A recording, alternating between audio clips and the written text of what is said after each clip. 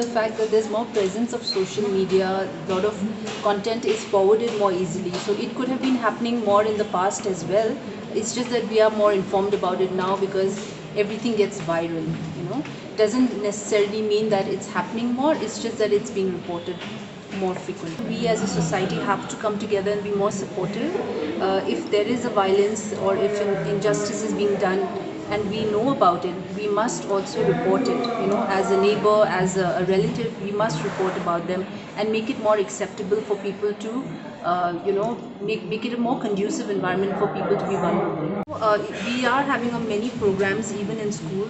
I'm sure the Women Commission also does, but even the SCPCR, we as a commission have done a lot of sensitization programs in schools where we're talking about child sexual abuse, good touch, bad touch, domestic violence, and in general just making children more aware of the possibilities of violations.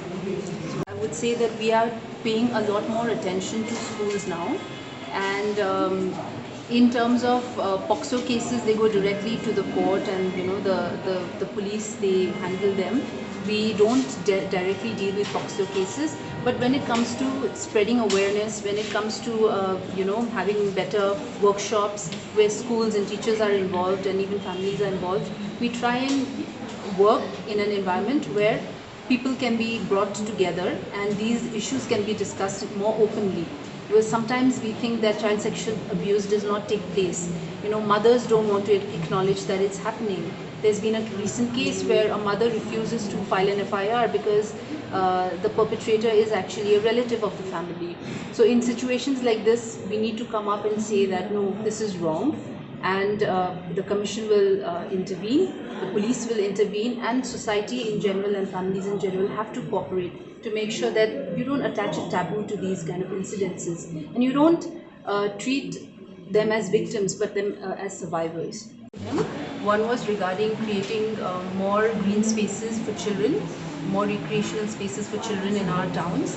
This was something which was taken up by my by the previous chairperson, Madam Wan, and I have decided to take it forward. So I have met our Honorable Chief Minister, I have met Mr. Paul Lyngdoh today regarding the creation of better green spaces for children in our towns and cities.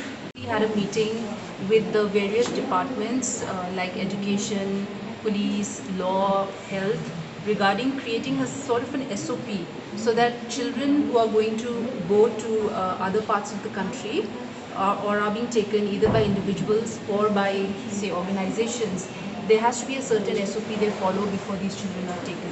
Because many a times children are being taken, the government is not even aware about it, and only when something terrible happens we get to know about it.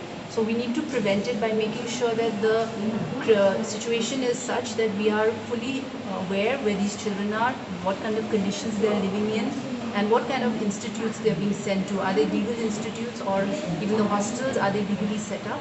So this was a meeting we had a few weeks ago, or I think a month ago, and we decided that an SOP should be created, and I came to brief our Honorable Minister, Mr. Paul Lyngdoh, about that. We don't have any, we've not had any discussion on the Rajya Sabha seat. These are just speculations. So I can't comment on it. All I can say is that whoever my party decides, I fully support that candidate.